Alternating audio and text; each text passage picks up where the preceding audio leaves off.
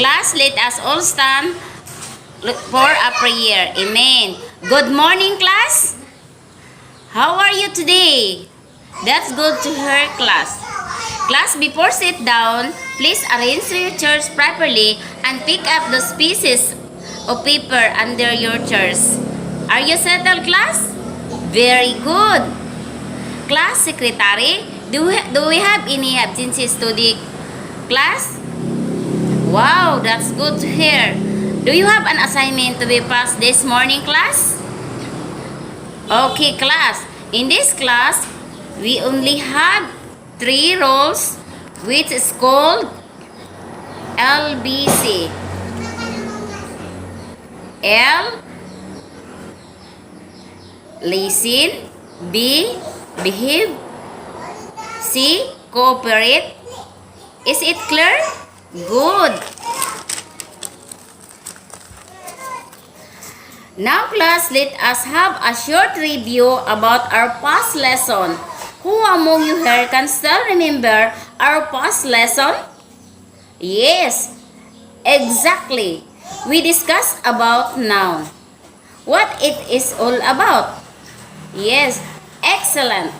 Do you have any questions, clarifications with regards to our past lesson? That's good, class. So we can now move on to our new lesson for this morning. Are you now ready to learn something new today, class? Good. This time, class, let's have first an interesting activity. I will divide you into 2 groups. I will show you a paragraph with Angad po ang kamera ba yan? This time, class, let's have first an interesting activity. I will divide you into 2 groups. I will show you a paragraph with missing words. You are going to complete the paragraph. You will be presenting for output through it in a Christmas tone. Okay, class? Good. In presenting your assigned task, make sure to present first a short but an energetic yell for your group to be encouraged. Recognize this activity. ISO points, you have 3 minutes for your preparation and 2 minutes for your presentation. Please be guided with your rubrics. Content 20, creativity 15, performance 10, teamwork 5, total 50. Are your instruction clear? You have to choose your group. Tama na post. Are you? Are my instruction clear? You have to choose your group leader and group secretary. Did you understand, class? Great. This is our incentive chart. All your score will be shown here.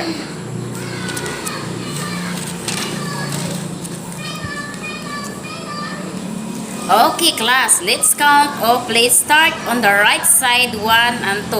All group, I will stay on the right side, and group 2 on the left side. Please be quiet and don't make any unnecessary noise to avoid distraction with your classmate. Am I clear? Okay, class, let's count off. Let's start on the right side, 1 and 2.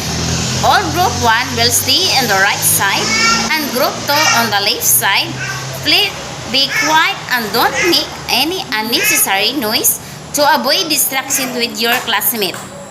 Am I clear, class? Good. Now, class, form a semicircle and sit properly in 10, 9, 8, 7, 6, 5, 4, 3, 2, 1. Are you now settled, class? Very good. Your timer start now. You have congratulations to the both active groups for your amazing performance. Group 1 got 43 points and Group 2 got 45 points. From the activity that we had a while ago, who among you here have an idea about our possible topic to be discussed today? Yes, Ethan. Oh yes, our topic to be discussed today is about pronoun. Are you ready? Great! But before anything else, let us know first our lesson objectives. For today class, Group 1, kindly read our first objective.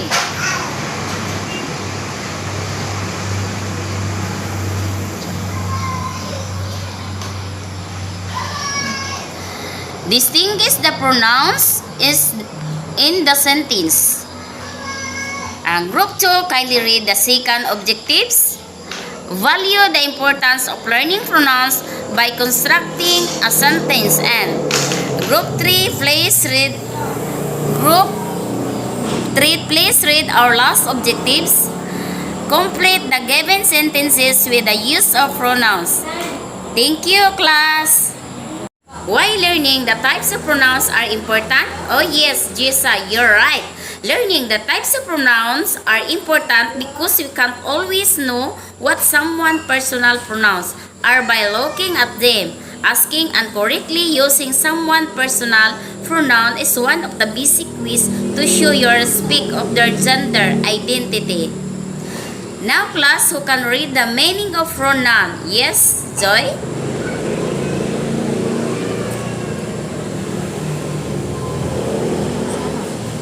Pronoun is defined as a word or phrase that is used as a substitution for a noun or noun phrase which is known as the pronoun's antecedent. Pronouns are short words and can do everything that nouns can do and are on the building blocks of a sentence. Common pronouns are he, object, and preposition, and more and takes the place of any person, place, animal, or thing. So, coffee becomes it. Barbara becomes she. Jeremy becomes he. The team becomes they. And in a sentence, Barbara drinks cup of coffee every afternoon could become she drinks a cup of it every afternoon. Or even she drinks it every afternoon, where the it would substitute the cup of coffee, not just the coffee. Examples. Pronoun. Example in the following sentence are in the bold for easy identification. Billy, Karen, and I were playing poker with friends. We were playing poker with friends. Ellie loves watching movies. She loves watching movies, especially if they are comedies. Will Daniel be going to the circus with Sarah? Will he be going there with her? Types of pronouns. Pronouns can be divided into pronouns categories including. Types of pronouns. Pronouns can be divided into pronouns categories including the indefinite pronouns, those referring to one or more unspecified objects, being or place such as someone, anybody, nothing. Notice in the examples below that there is no set position for where an indefinite pronoun will appear in a sentence. Indefinite pronoun examples: anyone, somebody, whichever, whoever, other, something, nobody. The indefinite pronouns of the following sentence are anyone, whatever, other, whoever, someone, to move this now, all, such, something. Indefinite pronoun example in the following sentence are in the bold for easy identification. Would anyone like a coffee? Take whatever you like. Jaime took one cookie and Ben took the other. Whoever owns this is a big trouble. I want someone to move this now. Indefinite pronouns can also be used to create sentences that are almost abstract. Example: all was not lost, such is life.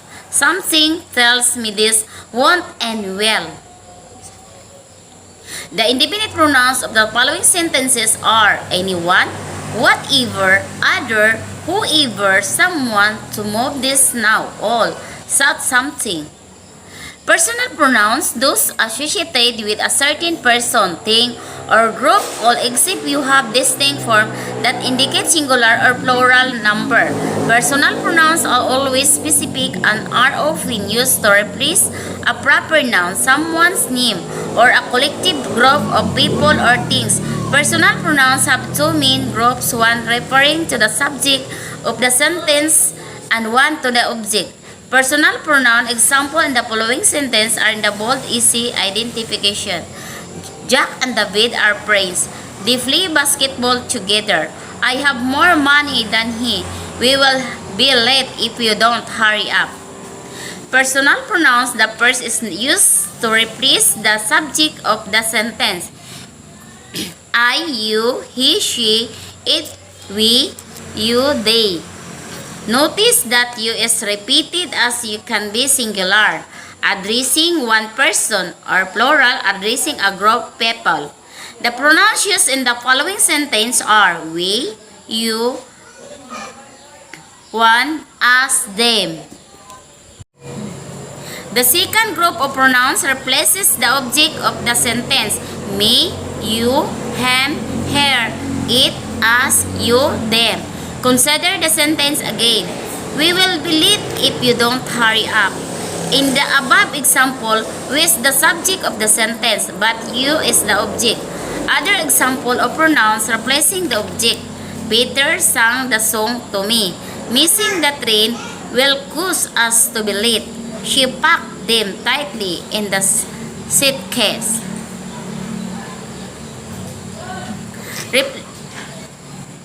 Reflexive pronouns, those preceded by the adverb.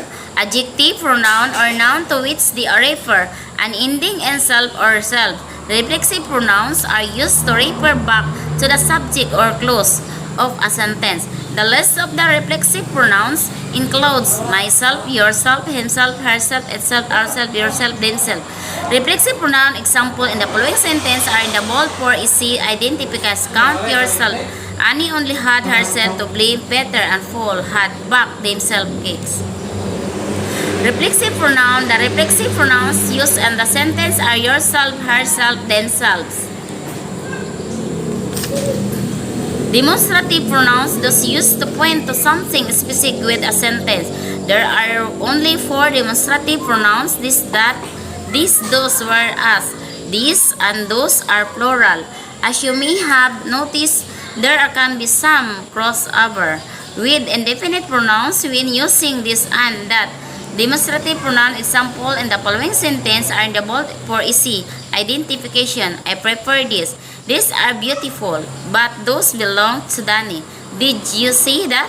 While it can be confusing, this, that, these, and those can sometimes be used as demonstrative adjectives. The difference between the two is that demonstrative pronoun replaces the noun and demonstrative adjective qualifies the noun. While it can be confusing, this, that, this, and those can sometimes be used as demonstrative adjectives. The difference between the two is that demonstrative pronoun replaces the noun and a demonstrative adjective qualifies the noun. Possessive pronouns, those designating possession or ownership. Example include mine, it's yours, his, yours, ours, theirs, whose. Possessive pronoun example in the following sentences are in the bold for easy identification. Are there bananas yours? This money is ours. Is the fault theirs of yours? The pronoun, those which refer to nouns mentioned previously acting to introduce an adjective relative clause. They will usually appear after a noun to help clarify the sentence or give extra information. Example include who, which, that, whom, whose. Consider the following sentence. The man who stole the car went to jail. The relative pronoun who acts to refer back to the noun man. It acts to open a clause by identifying the man as not just any man, but the one who stole the car. The relative pronouns who acts to refer back noun man. It acts to open a clause by identifying the man as not just man, but the one who stole the car.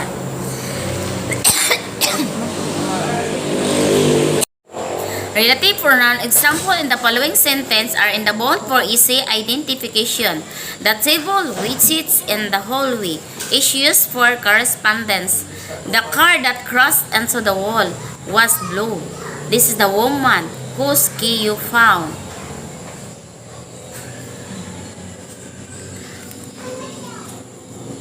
Reciprocal pronouns, those expressing mutual action or relationship, i.e., one another. There are just two reciprocal pronouns in English, one another and each other. They are mainly used to stop an unnecessary repetition in a sentence, but also to reinforce the idea that collective and reciprocal action are happening to more than one person or thing. John and Mary give each other gift. Using each other allows us the sentence to be more efficient than John gave Mary, you gave, and Mary gave a gift to John. The countries work with one another in security. In this example, who another work to suggest that the action and working is being reciprocated back and forth by more than one country. Reciprocal pronoun example in the following sentences are in the bold for easy identification. The boxer pants each other. The couple love one another deeply. Intensive pronoun, those ending in self or self and serve to emphasize their antecedents. They are almost identical to reflexive pronouns, but rather than just referring sentence that would still make sense without the intensive pronoun. Intensive pronoun example, the following sentences are in the bold for easy identification. I will do it myself. We made the pie ourselves. A nation speaks for itself through elections. Notice how the intensive pronoun is working to emphasize the statement. The sentence would still technically be correct without the intensive pronoun, but it adds some important context to its meaning. Relative pronoun example in the following sentence are in the bold for easy identification. The table which sits in the hallway is used for correspondence. The car that crossed into the wall was blue. This is the woman whose key you found.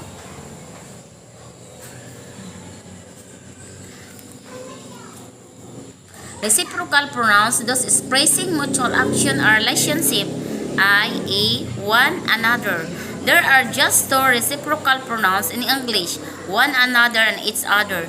They are mainly used to stop an unnecessary repetition in a sentence, but also to reinforce the idea that collective and reciprocal action are happening to more than one person or thing. John and Mary give each other gift. Using each other allows us the sentence to be more efficient than John gave Mary, you gave, and Mary gave a gift to John. The countries work with one another in security. In this example, who another work to suggest that the action and working is being reciprocated back and forth by more than one country. Reciprocal pronoun example in the following sentences are in the bold for easy identification. The boxer pants each other. The couple love one another deeply. Intensive pronoun, those ending in self or self and serve to emphasize their antecedents. They are almost identical to reflexive pronouns, but rather than just referring sentence that would still make sense without the intensive pronoun. Intensive pronoun example, the following sentences are in the bold for easy identification. I will do it myself. We made the pie ourselves. A nation speaks for itself through elections. Notice how the intensive pronoun is working to emphasize the statement. The sentence would still technically be correct without the intensive pronoun, but it adds some important context to its meaning. Do it myself. We made this pie ourselves. A nation speaks of herself through elections. Notice how the intensive pronoun is working to emphasize the statement. The sentence would still technically be correct without the intensive pronoun, but it adds some important context to its meaning. Alright. Alright, the different types of pronouns are indefinite pronouns, personal pronouns, reflexive pronouns, demonstrative pronouns, possessive pronouns, relative pronouns, interrogative pronouns, reciprocal pronouns, and intensive pronouns. Do you have any question, clarification about our lesson today? If there's none, let us have a quiz. You have 5 minutes to do task. Just submit your answer through this Google Forms link. In a 1/2 sheet of paper, construct at least one sentence about yourself in all types of pronouns.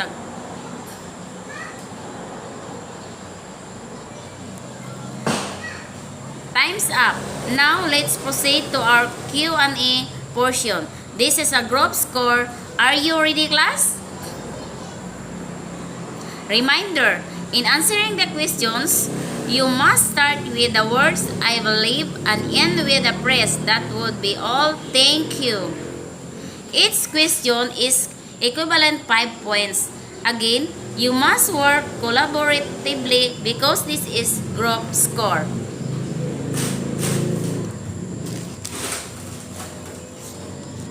Okay, class, do you have questions, clarification regarding to our lesson today?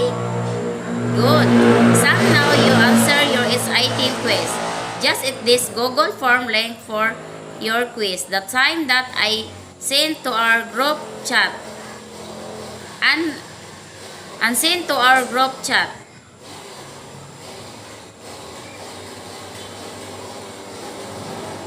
And for your assignment, everybody read class. Construct at least 2 sentences in each type pronouns, 10 points. Thank you. Bye-bye.